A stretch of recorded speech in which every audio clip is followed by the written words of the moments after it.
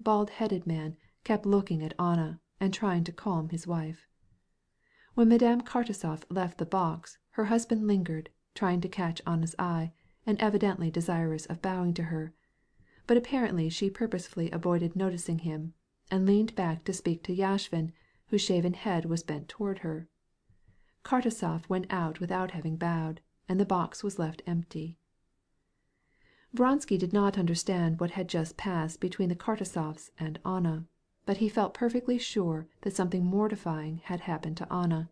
By the expression of her face he saw that she was summoning all her strength to keep up her part to the end, and to appear perfectly calm. And this semblance of external calm was put on to perfection.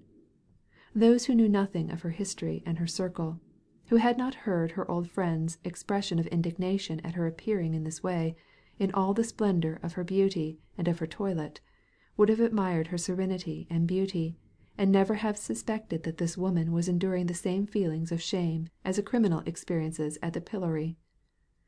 Knowing that something had taken place, but not knowing exactly what, Vronsky felt a sense of deep anxiety, and, hoping to learn something about the matter, went to his brother's box.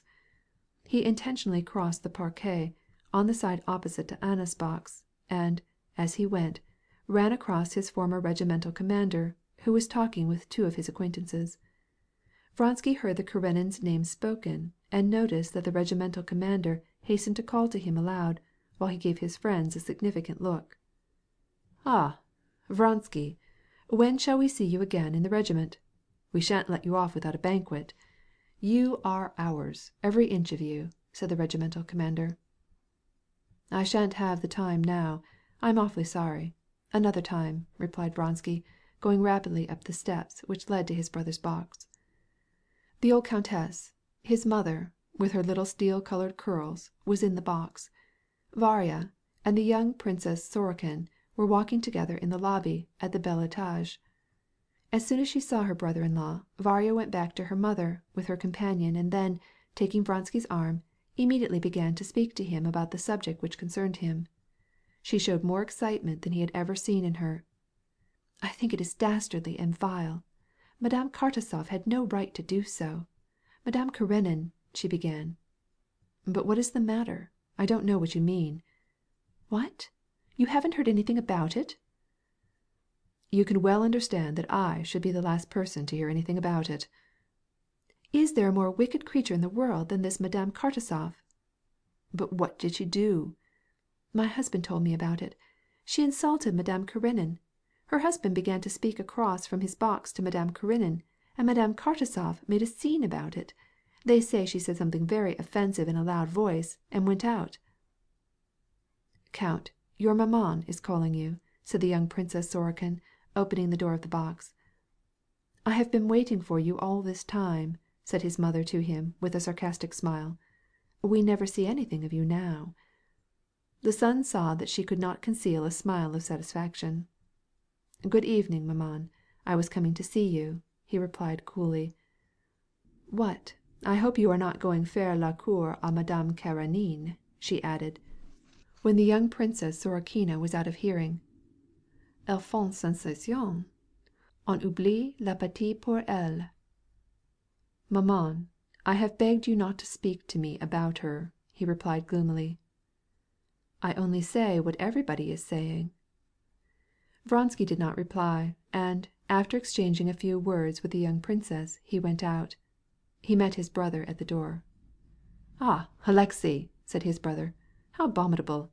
She is a fool, nothing more. I was just wishing to go to see Madame Karenin. Let us go together." Vronsky did not heed him.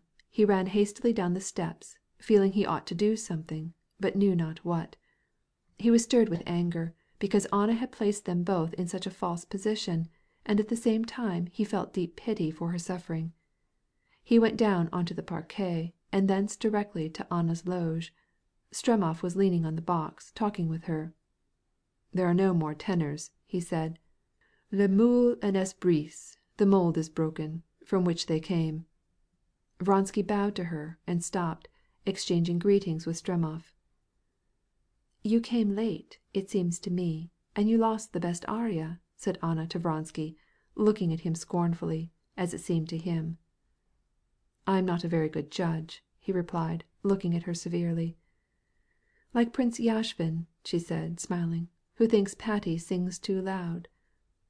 "Thank you," she said, taking the program that Vronsky passed to her in her little hand, encased in a long glove, and at the same moment her beautiful face quivered. She rose and went to the back of the box. The last act had hardly begun when Vronsky, seeing Anna's box empty, left the parquet, though he was hissed for disturbing the quiet of the theater while a cavatina was going on, and went back to the hotel.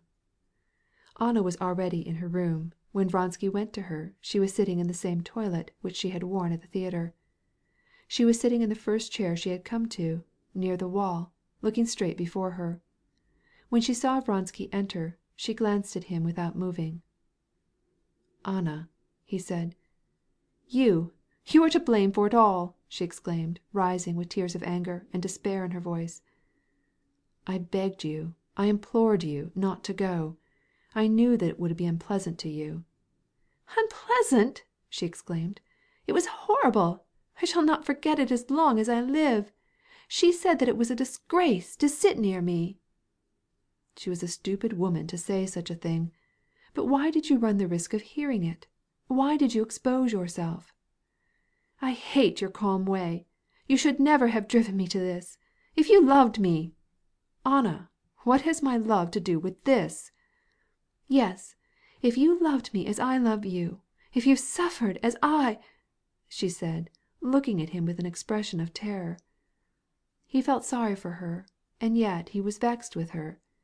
He protested his love because he saw that it was the only way to calm her, and he refrained from reproaching her, but in his heart he reproached her. And his expressions of love, which seemed to him so banal that he was ashamed of himself for repeating them, she drank in and gradually became herself again.